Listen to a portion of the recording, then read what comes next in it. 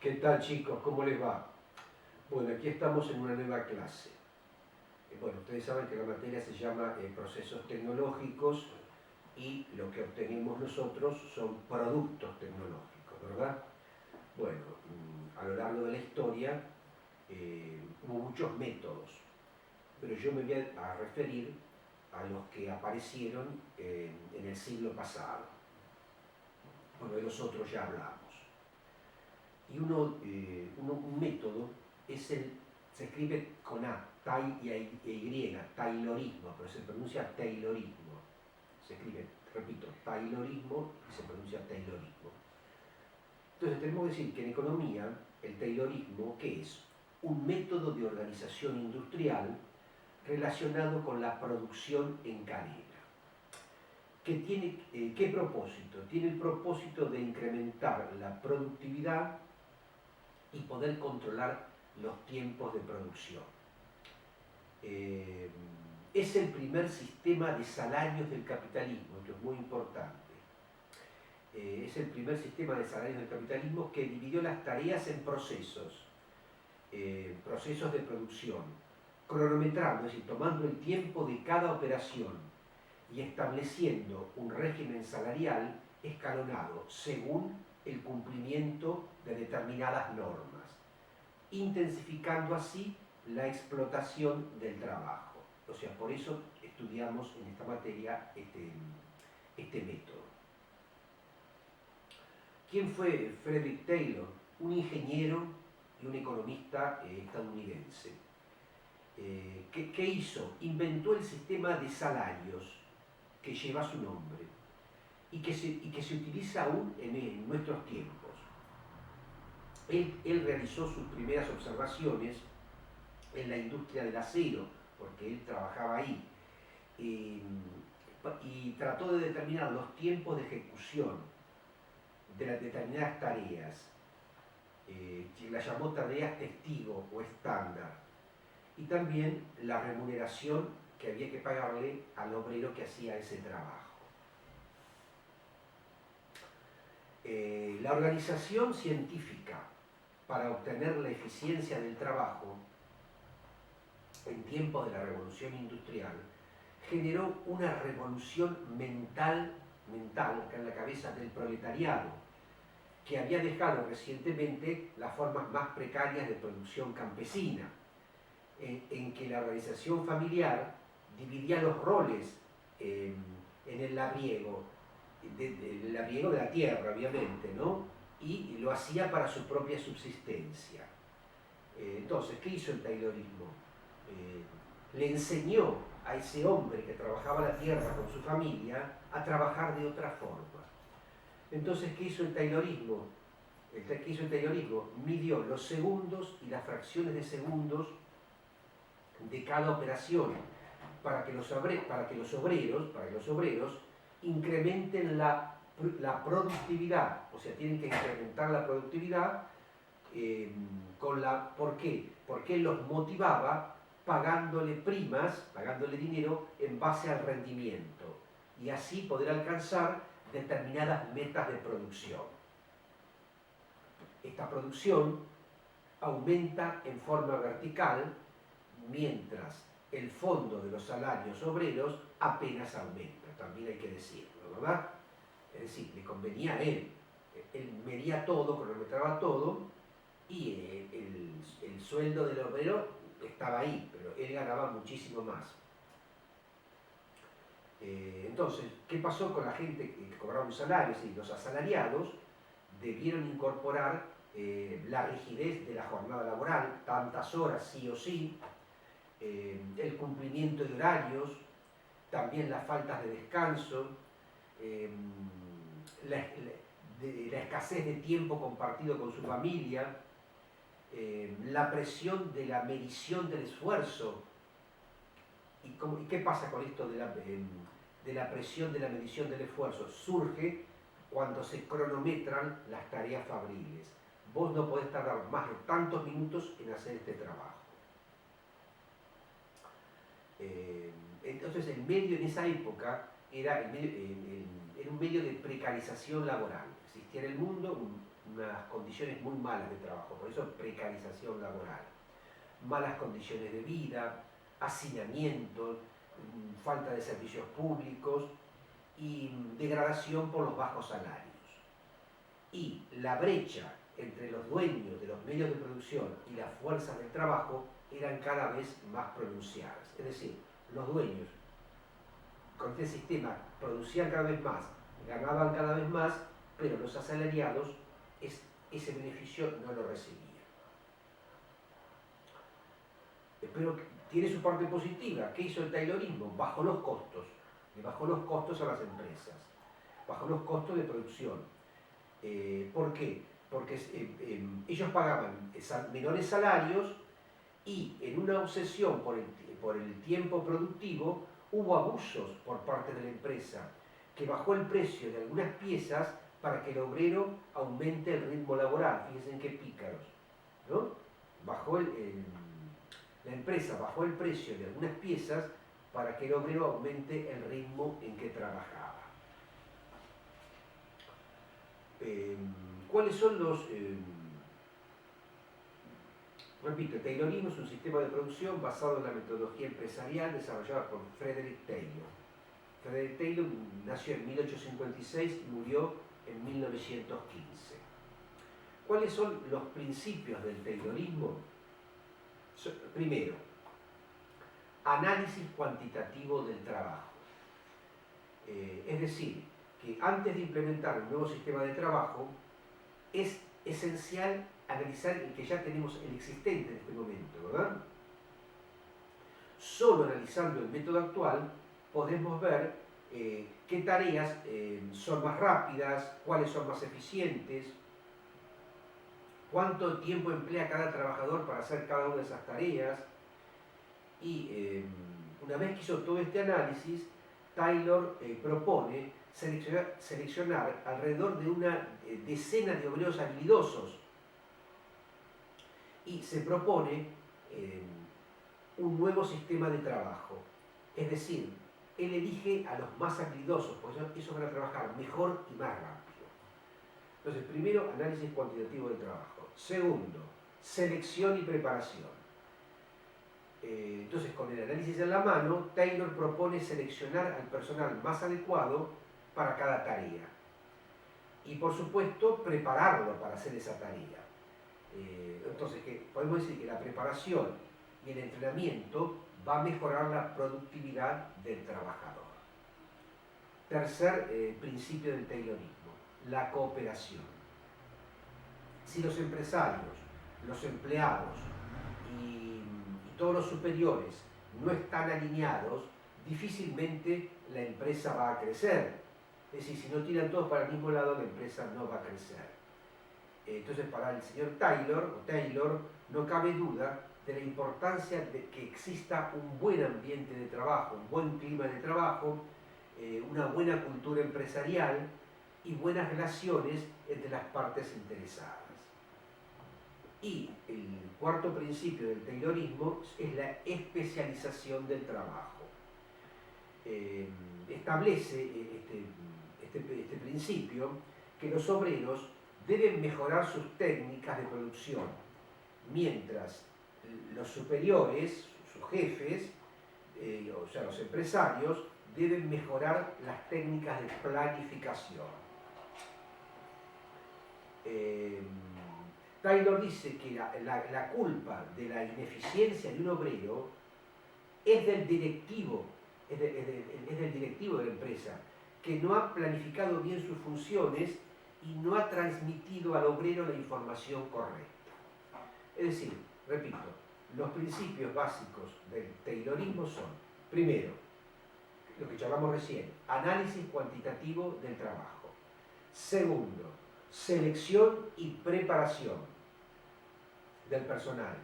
Tercero, cooperación entre los obreros y los dueños. Y cuarto, la especialización del trabajo. Hay que enseñar, hay que especializar al obrero para que el rendimiento sea mejor. Muy bien. Vamos a mencionar algunas de las características del taylorismo. El objetivo fundamental del taylorismo es producir más con el menor costo posible, a través de un aumento de la productividad. ¿Y qué es lo que tiene, cuál es la clave fundamental en esto? La mano de obra. Es decir, repito, producir más al menor costo y a través del aumento de la productividad de la mano de obra de los obreros. También otra característica es que la producción se realiza en grandes cantidades. También tenemos que decir que pretende estandarizar los procesos de producción, y todos los procesos son analizados para mejorar su eficiencia al máximo. También tenemos que decir que para asegurar su correcto funcionamiento, se vuelve fundamental la planificación del trabajo y la supervisión. Y también es muy importante fomentar la motivación de los trabajadores mediante el pago de primas asociadas al rendimiento. Es decir, yo te pago este sueldo, pero si vos me rendís más, yo te lo remunero, te pago más. Estoy fomentando, estoy incentivando a mis trabajadores. Entonces, entre las ventajas principales del taylorismo están más eficiencia en los procesos de producción, aumento de la productividad de la mano de obra, mayor control de los procesos productivos.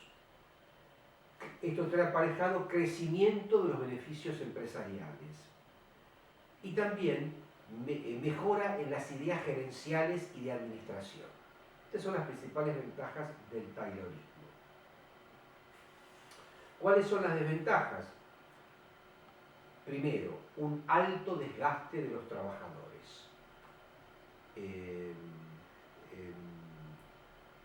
Baja motivación.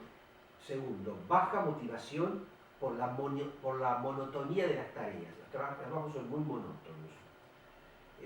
También otra de las desventajas es la deficiente relación entre los empleados y la ausencia de cultura organizacional. Repito, deficiente relación entre los empleados y ausencia de una cultura organizacional. Y también una reducción de la calidad de la producción. Bueno, este fue un sistema que puso en práctica el señor Taylor, ¿verdad? Entre fines y principios del siglo pasado. Bueno, entonces, después del taylorismo aparece otro sistema, que es el fordismo. Ustedes son jóvenes, pero había una marca de autos, Ford, que sigue existiendo, ¿no? Ford. Bueno, de ahí sale este modelo de trabajo, el fordismo.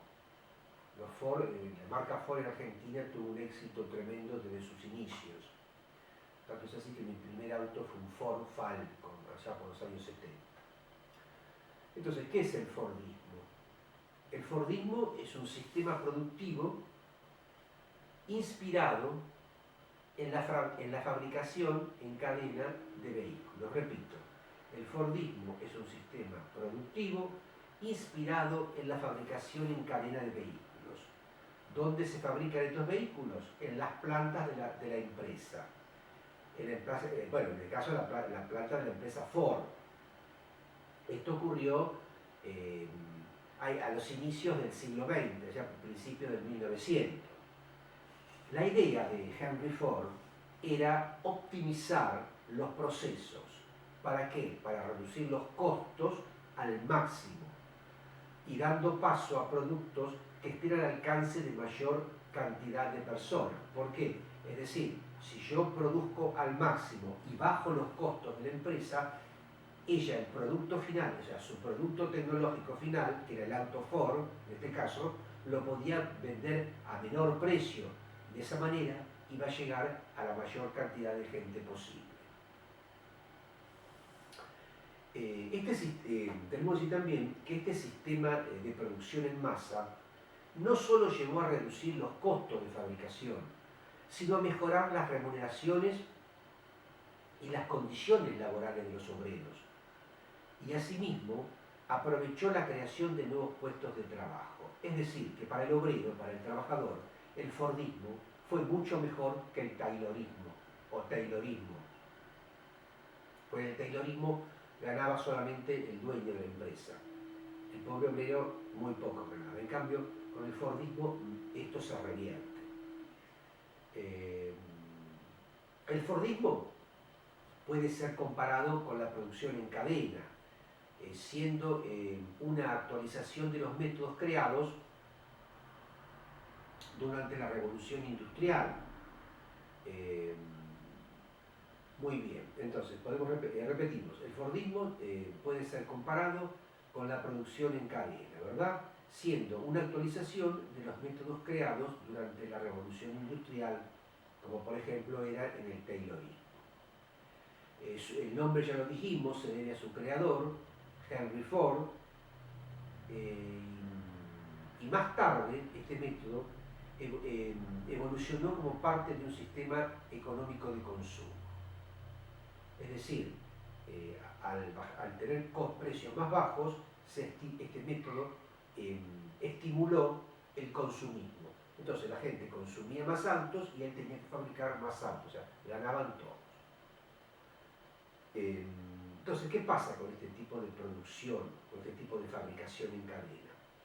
Aprovecha el uso de estaciones, en las cuales los obreros tenían un rol especializado y definido para realizar de una manera repetitiva una tarea, lo que les permitía concentrarse en una tarea, reduciendo los tiempos y mejorando la calidad. Es decir, que el auto se iba haciendo en distintas etapas, ellos decían estaciones, y los obreros que intervenían en cada una de esas estaciones sabían perfectamente, como era la única tarea que tenían que hacer en esa estación del auto, sabían perfectamente la tarea que tenían que realizar, entonces reducían los tiempos y mejoraban la calidad de su trabajo. El Fordismo nació antes de la Primera Guerra Mundial, ¿verdad? Y en un principio fue un sistema productivo. Pero en principio fue un sistema productivo, pero terminó siendo un tipo de esquema económico en que los trabajadores, cada vez más especializados, daban paso a objetos de consumo a un precio accesible, aumentando la capacidad de consumo de la sociedad. Es lo que habíamos dicho recién. Luego apareció el concepto de obrero especializado acá en el Fordismo. ¿Por qué? Porque les dio a los trabajadores el poder de demostrar su valor ante los empresarios. O sea, yo no soy un obrero común, yo soy un obrero especializado.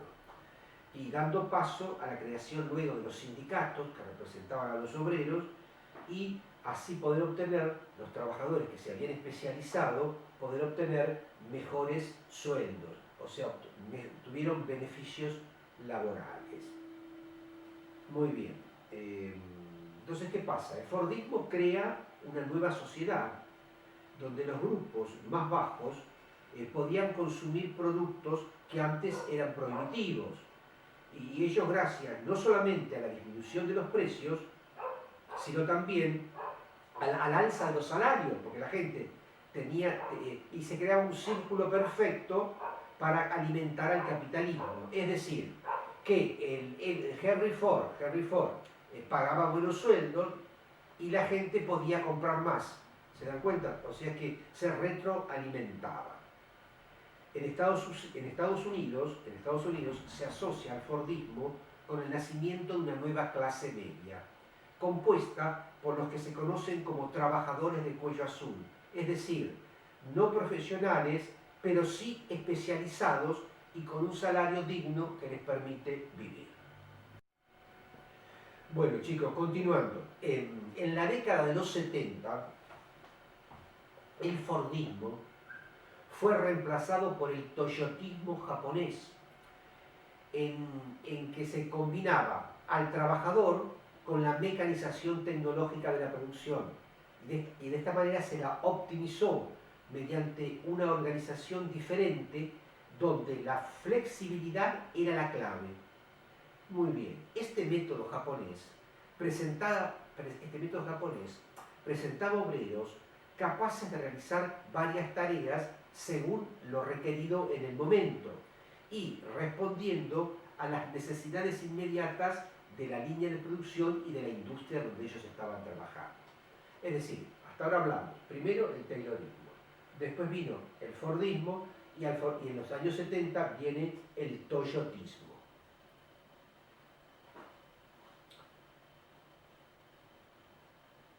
El primer modelo que fabricó Henry Ford en su fábrica fue el Ford T. Aquí comúnmente a nivel pueblo se decía el Ford T, Fortacho, ¿verdad? Este sistema de Fordismo, este sistema de producción en cadena, fue implementado por Henry Ford en 1908, principio del siglo XX, ¿verdad? Y fue un gran éxito de ventas por parte de la Ford Company. Y entonces el empresario, este empresario estadounidense, decidió implementar en todas sus fábricas ese sistema de producción. Si bien se empieza el Fordismo a poner en práctica a principios del siglo XX, no sería recién hasta el año 1930 cuando se comenzaría a instaurar como un sistema de producción generalizado. Y desde 1930 hasta 1970, es decir, 40 años, fue el sistema imperante en el sistema productivo. Y después vino, como dije recién, el toyotismo. Repito lo que ya dije hace un rato, el Fordismo nace como una mejora al Taylorismo. Es decir, ¿qué es el Fordismo? El Fordismo es un Taylorismo mejorado, gracias a la mecanización. ¿Qué pasa? Henry Ford, a diferencia del ingeniero Taylor, tiene en cuenta la producción y el trabajo como un todo, y que unido mejora los resultados. En cambio el otro, Taylor lo ponía por separado. En cambio, Henry Ford tiene en cuenta la producción y el trabajo como un todo.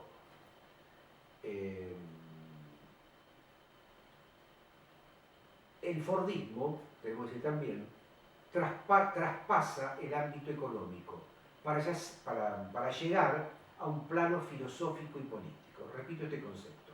El Fordismo tiene la característica que ya traspasa el ámbito económico y llega a incursionar en el plano filosófico y político de la sociedad. Puesto que uno de los objetivos del señor Ford era convertir a la clase obrera en clase acomodada. Y hubo con este sistema un gran aumento de productividad, pasando de un 2% hasta un 6%. Vamos a resumir un poquito ahora las características del Fordismo, que fue el sistema de producción económico que rigió de 1930 a 1970. Bueno, el Fordismo, primero, resumiendo, está basado en la producción en cadena. Segundo, reduce los costos asociados a la producción. Todo el costo que esté asociado a la producción lo reduce. Tercero, disminuye el tiempo de producción. Especializa, otro concepto, especializa a la mano de obra en procesos pequeños y muy específicos. Eso que yo le dije que el auto Ford pasaba por estaciones dentro de la fábrica, ¿no? Entonces, especializa a la mano de obra en procesos pequeños y muy específicos. También otra característica del Fordismo, elimina la flexibilidad del tiempo del obrero en el trabajo. Antes era mucho más flexible, él elimina esa flexibilidad del tiempo del obrero en el trabajo. tiene que haber un horario. También propone subir los salarios a los obreros. ¿Para que qué? ¿Para qué? Para que pueda consumir los productos que él fabrica. Implanta en sus fábricas la mecanización del trabajo y también comienza a utilizar una cinta de montaje o ensamblado. Es decir, para no perder tiempo, el auto se iba desplazando en una cinta y paraba en una estación, el obrero hacía lo que correspondía, pasaba a la siguiente estación y el otro obrero hacía lo que correspondía. Y usa mano de obra no cualificada, ¿verdad? Porque en cambio en el taylorismo sí, seleccionaba algunos, en cambio no. Él directamente usa mano de obra no cualificada y él la califica, él la enseña. Bueno, como todo proceso de producción,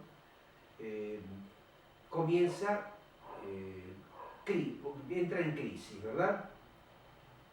O sea, el Fordismo vivió una época floreciente desde 1930, ya dije, a 1970. Y sobre todo después de la Segunda Guerra Mundial. Pero la mecanización del trabajo, que la había implementado, la cinta de montaje y la reducción de costos encontró límites. Algunos se produjeron por el aumento del poder de los trabajadores no calificados debido a su considerable aumento. Mayor probabilidad de errores por el gran tamaño de producción y por las dificultades que suponía replicar este trabajo en otras áreas geográficas.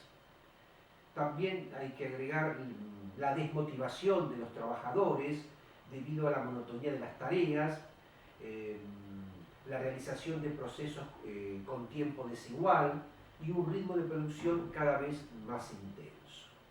Entonces, todo esto hizo que vaya decayendo el Fordismo, ¿verdad? Después del Fordismo vino el post-Fordismo, ¿verdad? Y viene el post-Fordismo y después viene el toyotismo. ¿Qué es en sí el post-Fordismo? El post-Fordismo se diferencia del Fordismo en la sustitución de los trabajadores por máquinas. El uso también de las tecnologías de información y en un enfoque basado en productos destinados a un público objetivo. Eso es el post-Fordismo. Pero el toyotismo, que viene después, rehuye de la producción en masa y se limita a producir tras confirmar la venta. Es decir, una vez que yo sé que me han encargado, que me han comprado 50 o 100 o 1000 unidades, recién me pongo a producir. Eso hace el toyotismo. Bueno, entonces, la clase de hoy, chicos, ha terminado y nos veremos la próxima.